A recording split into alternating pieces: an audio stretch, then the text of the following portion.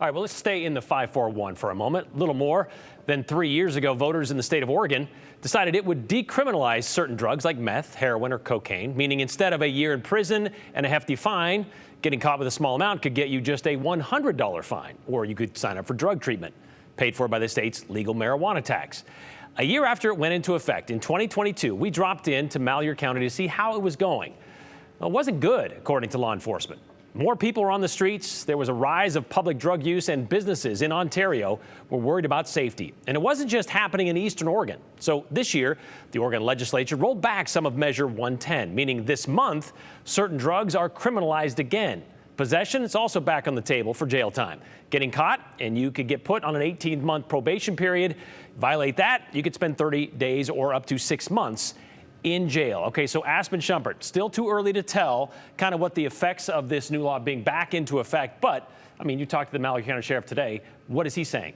Yeah, Brian, he said in terms of seeing changes, it hasn't even been a month yet really looking at that. But he says during the decriminalization period, they saw not just an influx of people coming into Oregon to use without consequence, but also an increase in their unhoused population. Today's numbers show over 400 people unhoused in the county, most of who are just outside of Ontario by Highway 201 and Interstate 84. He says they don't expect to see immediate improvements. It's going to take a long time to undo these problems. You know, if you have 3 years of this going on, I think you could expect at least that or longer to really try to deal with and get a handle on the issues that we've created. He says the recriminalization is a boost in the right direction and that they are arresting and citing people for drug use now, but that he thinks the penalties could have gone even further. And at this time, it's hard to tell if the penalties this time around will be enough for a change.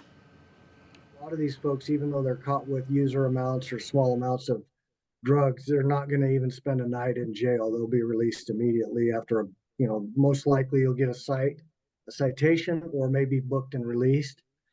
So, it's going to be interesting to see how that plays out if we're able to get them into the system and actually working to improve, or if that's going to be enough consequence to really make them do that. Now, Senate Bill 5204 does provide new funding for behavioral health and treatment programs. Sheriff Johnson says they've received $150,000, which they will use to start a deflection program.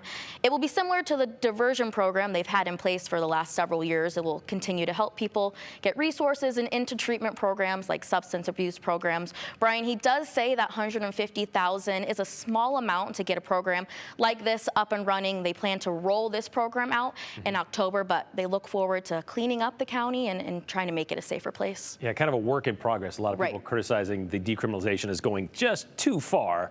So kind of rolling that back. All right, see how it plays out. Thank you very much, Aspen.